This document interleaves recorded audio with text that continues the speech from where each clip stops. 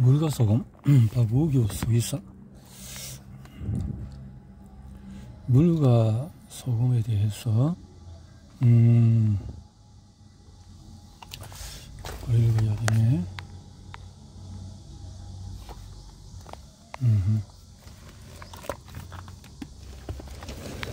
부정맥. 심장은 수력 발전을 통해서 조절이 된다.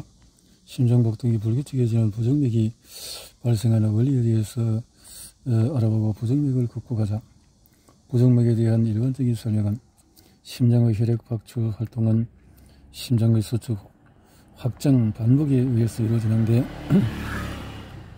심장의 수축은 저절로 일어나는 것이 아니고 심장 근육, 전기 자극이 가해져야 일어난다. 심장은 이러한 자극, 이를 부정맥이라 한다. 부정맥은 심장의 정기적인 신호의 발생과 전달에 이상이 생기면서 발생하는데 유발 요인은 다음과 같은 것들이 있다. 심장의 선천적인 이상, 담배, 술, 카페인, 다른 심장 질환, 심근경색, 고혈압 등 갑상선 기능 항진증. 심장은 늘 뛰고 있지만은 건강한 정상인은 이를 느끼지 못한다. 그러나 부정맥 환자들은 맥박이 건너뛰거나 너무 빨라지면은 자신의 심장박동을 느끼게 되고 가슴 두근거림을 호소하게 된다. 부정맥의 증상은 부정맥의 종류 및 환자가 가지고 있는 심장질환의 종류의 정도에 따라서 경미한 가슴 두근거림과 흉통으로부터 실신과 돌연사 이르기까지 매우 다양하게 나타난다. 부정맥이 발생하면 비정상적인 심장박동이 두근거림이나 덜컹거림으로 나타나서 불안하게 느껴질 수가 있다. 혈액을 내보내는 심장의 능력이 저하되어 뿜어져 나오는 혈액량이 감소하고 이로 인해서 호흡 곤란, 현기증, 실신 등이 나타날 수가 있다.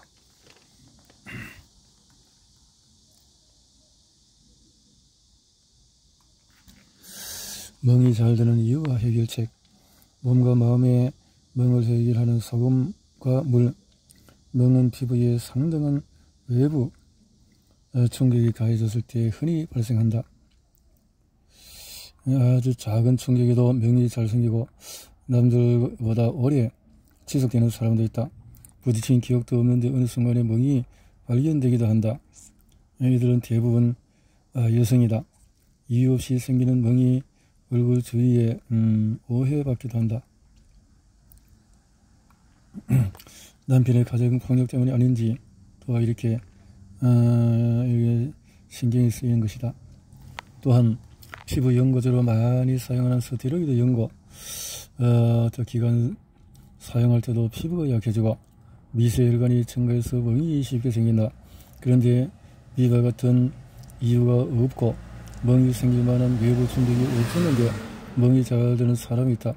즉 혈관을 파열시킬 만한 외부 충격이 이유 없이 피하 출혈이 생기고 이에 따라서 멍이 생기는 경우가 있다는 것이다. 이런 분들은 반드시 자신의 체내 수분 관리가 어떤지를 살펴보아야 멍이 잘 드는 이유가 탈수와 밀접한 관련이 있기 때문이다.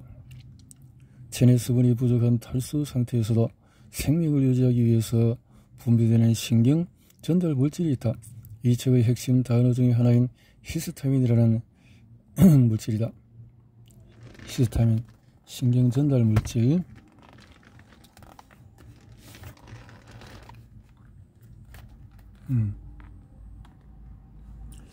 혈액순환, 정맥 혈액의 흐름을 개선하자. 건강을 위해서 혈액순환을 증진시키는 노력은 매우 중요하다. 혈액의 약 55% 이상이 수분. 따라서 몸의 수분이 충분하면 혈액의 점도가 낮아지고 혈액량이 증가하여서 혈액 순환에 효과적이고 심장과 혈관의 부담을 줄일 수가 있다. 하지만 총 혈액량의 약 60% 이상을 차지하는 정맥혈의 흐름은 수분의 영향을 덜 받는다. 심장과 동맥의 혈액은 교감신경계의 영향으로 수분에 극대화시켜서 혈액 순환이 증진되지만 정맥혈의 순환은 교감신경계에 그래서 인체에서 골격근이 가장 발달된 것은 엉덩이와 두 다리이다. 중력의 영향으로 정맥혈의 흐름이 더욱 느려지는 부위다. 다리 근육을 덜 사용하는 환경에 있는 수많은 정맥 한류가 줄어들어서 전체 혈액순환에 심각한 문제를 안고 있다. 정맥 환류를 증가시키기 위해서는 특정 시간에 운동을 하는 것으로 다리 근육을 사용하는 것이 좋다. 정맥 환류를 위해서 다리 근육 움직임이 매우 중요하다는 사실이다. 정맥 환류.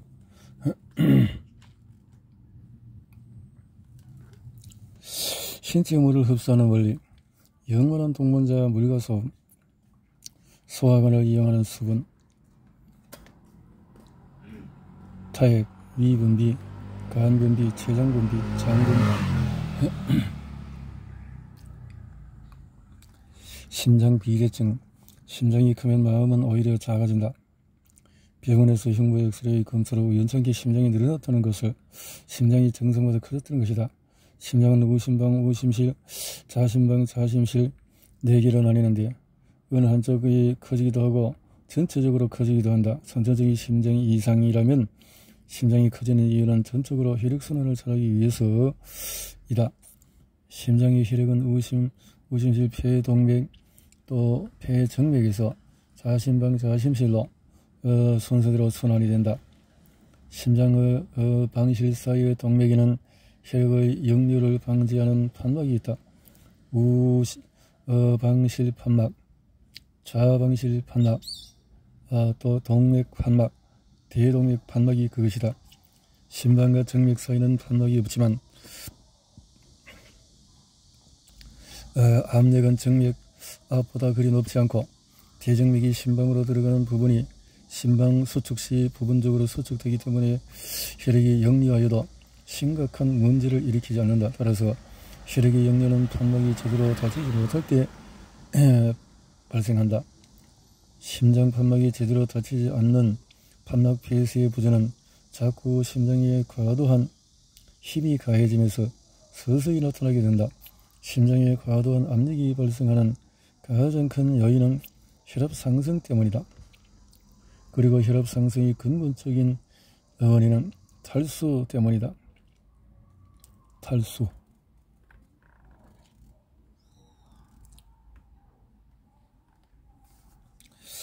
평소 혈압약을 복용하는 사람이 고혈압으로 측정되면 당연히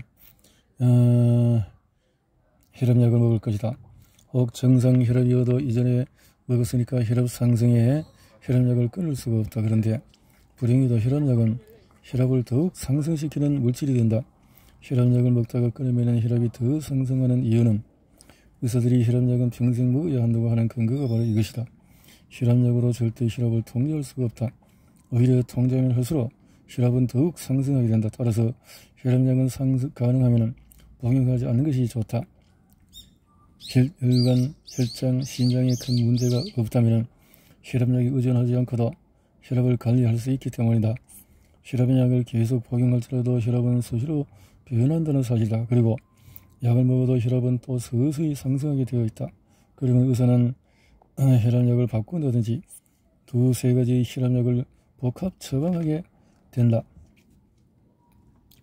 고혈압이 영수철이 늘어난 상태라면 혈압약은 영수철을 누르는 힘이다. 하지만 약으로 영수철을 누를 수 있는 지속시간은 1-2일 정도밖에 되지 않는다. 그래서 하루에 한 번씩 약을 먹는 것이다.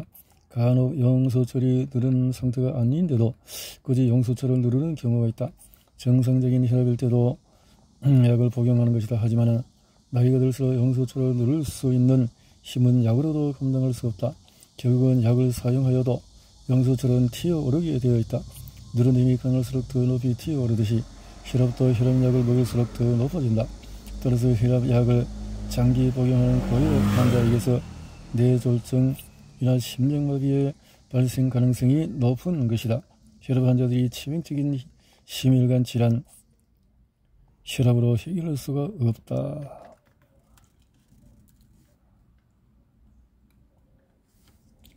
이렇게 안지오텐신원에서 안지오텐신 도로에 전환을 하여 혈관 확장에서 칼슘 안지오텐신. 혈압약에 의해서 염분과 수분의 배출을 증가시키면 레닌, 안지오텐신, 또 신장의 염분과 수분 제흡수를 증가시키도록 더욱 활성화된다. 염분은 분명히 혈압을 올리는 물질이다. 하지만 역설적이게도 체내에 염분이 줄어들게 되면 염분을 확보하기 위해서 안지오텐신2와 알도스테론이라는 호르몬이 분비량이 더욱 많아지고 신장의 염분과 수분 재흡수를 증가시킨다. 의사는 혈압약에 의해서 나트륨과 수분의 배수를 증가시켜 혈압을 떨어뜨리지만 인체는 부족한 염분과 수분을 확보하기 위해서 혈압을 상승시키는 이런 일이 되어진다. 의사들은 끊임없이 소금을 줄일 것을 강조한다. 우리나라에서는 과거의 염분 섭취량이 약 3분의 1로 줄었다고 한다. 하지만 고혈압 환자는 끊임없이 이것을 삼가하는데 심지어는 초등학생에게서도 고혈압이 나타나는 실정에 이것은 과거에는 상상도 할 수 없는 일이다. 소금을 줄였는데 고혈압이 증가한 것을 무엇으로 설명할 수 있을까? 의사들이 소금은 혈압을 올린다는 것을 강조할 것이 아니라 소금이 신체 전반에 어떤 영향을 주는지 연구하고 활용하는 때가 빨리 왔으면 한다.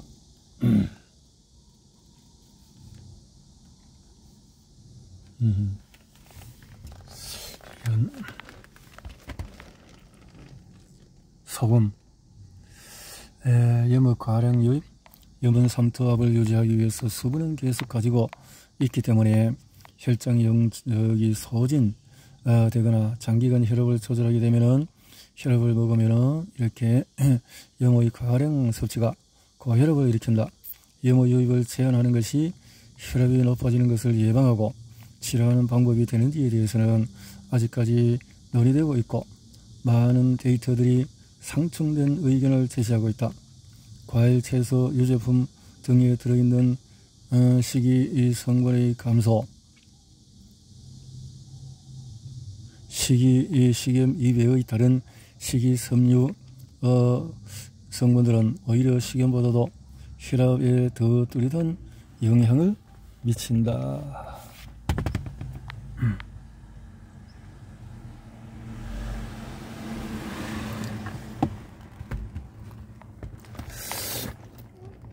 고혈압과 혈압약, 가장 좋은 혈압약은 소금과 물이다. 저혈압은 혈액순환 장애에 따른 어지러움, 수족 냉증 등을 특징으로 고통스러운 증상이지만 의사에게는 별 도움이 되지 않는다. 혈압을 올리는 것이 개발되어 있지 않기 때문이다. 그래서 입원 치료를 하지 않는 한 의사는 저혈압이 없는 사람에게 특별한 조치를 취하지 않는다. 저혈압이 있는 사람에게 소금은 가장 확실하게 혈압을 올리는 물질이고 좋은 약이다. 하지만 현대의학에서는 소금은 혈압을 올리고 다양한 성인병이 원인이 된다고 하면서 무조건 섭취를 줄이도록 권장하고 있다. 이런 주장 때문에 저혈압으로 고생하는 사람에게도 소금을 줄이도록 하는데 사실 소금으로 저혈압과 이에 따른 그까지 증상들이 사라지면 의사들의 수입은 그만큼 감소한다. 그래서 저혈압을 치료하지 못하는 것이 아니라 굳이 치료할 필요가 없는 것이다. 저혈압에는 약이 없기 때문에 모든 혈압약은 혈압을 떨어뜨리는 약이다. 하지만 혈압약으로 혈압을 떨어뜨리면 혈액순환은 약해지게 된다. 이렇게 혈압이 낮아지고 혈액순환이 안되면 신체는 또다시 혈액순환을 위해서 또 올리는 번거로운 일이 생기네요. 혈압과 염분, 나트륨, 칼륨, 수분의 균형이 필요하다. 대사성 질환, 고혈당, 고지혈증, 고콜레스테롤 혈증, 고혈압 비만, 이래서 풍요병이라고 한다. 분주하게 살아가는 현대인에게 스트레스는 어찌 보면 천형이라고 할 수 있다. 스트레스와 함께 풍부한 먹거리, 특히 육류 섭취량 증가는 대사성 질환을 일으키는 주범이라고 여긴다. 여기에도 소금도 포함되어 소금은 현대의학에 의해서 항상 죄인 취급을 받는다. 고혈압에는 두말할 필요가 없다. 이 책의 저혈압과 고혈압 편을 보면은 혈압 상승의 가장 큰 원인은 탈수라는 사실이다. 이 글을 읽고 있다면 반드시 저혈압과 고혈압 편을 이해하고 소금의 섭취 권장량은 변수가 많다. 결론적으로 자신에게 알맞은 소금 섭취량은 누구도 정확히 알 수가 없다. 따라서 현대학에서 말하는 소금 섭취 권장량도 정확하지 않다. 아니, 너무 많이 부정확하고 맹점이 많다. 저자가 참고하는 인체생리 책에서 일일 염분 평형은 기본적으로 총 유입량 또 총 유출량이라고 말하고 있다. 이것은 10.5g. 당연히 섭취량과 배출량이 같아야 평형을 이룬다. 총 유출과 소변 또 땀과 대변을 통해서 배출이 된다. 만약 땀이 많거나 설사가 있다면 소금의 배출량은 증가하고 이에 따라서 소금의 섭취량도 추가해야 할 것이다.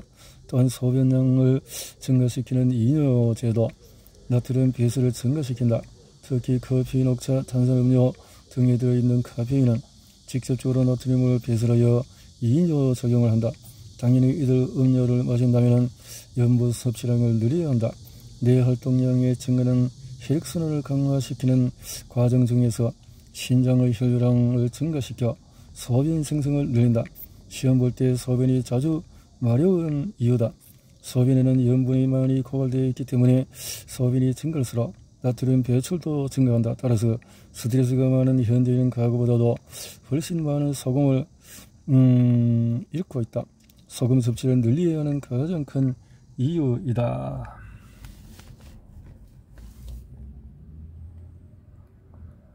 짜증 신경질. 짜증의 원인과 그 속에 담긴 진짜 의미는 뭘까? 개인 관계를 하다 보면 사람은 참 좋은데 성질이 급하고 신경질과 또 주장이 많아서 상대를 하기가 힘들게 하는 사람이 있다. 그리고 이런 사람은 항상 가장 가까운 곳에 있다. 남편이나 아내가 그렇고 부모나 자식이 그러하며 절친한 친구가 그러하다. 그래서 피할 수도 없고 끊고 싶어도 끊을 수가 없는 관계, 그 속에서 받는 짜증이나 신경질은 사람을 더욱 지치게 하고 간혹은 돌이킬 수 없는 상황을 만들기도 한다. 이렇게 사람들을 힘들게 하는 짜증과 신경질 속에 담긴 진짜 의도나 목적은 무엇일까? 이 책의 탈수의 일반적인 신호들 편의 내용 일부이다. 짜증스럽고 공연히 화가 나는 느낌, 분노와 성급함, 불합리할 정도로 참지 못하는 태도는 뇌에서 에너지를 소모하지 않으려는 적극적인 생존 반응이다. 인간관계는 무엇보다도 많은 에너지를 필요로 한다. 그리고 인내심을 가지고 한 방향이라 한 가지 과제만 매달려야 할 경우에 뇌는 많은 에너지를 소모하게 된다. 만약에 뇌세포의 에너지가 충분히 공급되지 않으면 뇌는 가능한 한 빨리 그 일을 그만두어야 한다. 이러한 뇌의 신속한 회피 수단은 짜증, 분노, 참을성 없음 등이다. 뇌세포를 움직이는 에너지인 ATP는 포도당이 산소와 수분과 반응하여 생성된다. 따라서 물이 부족하면 ATP 생성에 지장을 받는다. 그렇다 에너지가 부족하면 뇌의 생존 전력이 시작이 된다. 그리고 에너지를 소모하는 일을 회피하는 것이다. 이러한 에너지 회피 공정을 방해하면 짜증이나 신경질이 폭발할 수가 있다. 짜증과 신경질은 대인관계를 단절시켜 에너지 소모를 최소화하기 때문이다. 사실 육체적인 활동보다도 머리를 많이 사용하는 업무나 인간관계 속에서 이루어지는 정신활동이 훨씬 많은 에너지를 소모한다. 이것을 몸은 본능적으로 인식하고 지치고 힘들 때는 짜증과 신경질로 회피하는 것이다. 혈압 상승을 이해하면 항고혈압 약도 이해할 수가 있다.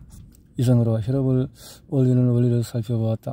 순환계는 심장, 혈관 등등으로 구성된 기관, 앞에서 설명한 것처럼 혈압 상승을 위해서 의사들은 혈압을 떨어뜨리기 위해서 세 가지 방법을 하는데 심박출량을 증가하고 박출량, 또 동맥혈관을 수축시키고 신장의 나트륨 수분 재흡수를 증가, 이뇨제를 사용하고 이렇게 혈압약을 사용하면 혈압은 수치상 일시적으로 정상 범위를 유지하지만 혈압이 떨어지면 결국 혈액순환 장애는 더욱 심해진다. 이때 신체는 본능적으로 혈압을 올리는 세 가지 방법을 더 강력하게 이용한다. 그러면 또 혈압이 상승하고 어쩔 수 없이 혈압약을 사용하게 된다. 이와 같은 생리적인 악순환에 의해서 혈압약을 끊게 되면 혈압은 높아지는 것이다. 의사들이 혈압약을 평생도록 처방하는 이유이다. 혈압이 생명을 위협할 정도로 극단적으로 높을 때는 반드시 응급 투여로 혈압을 정상화시켜야 한다.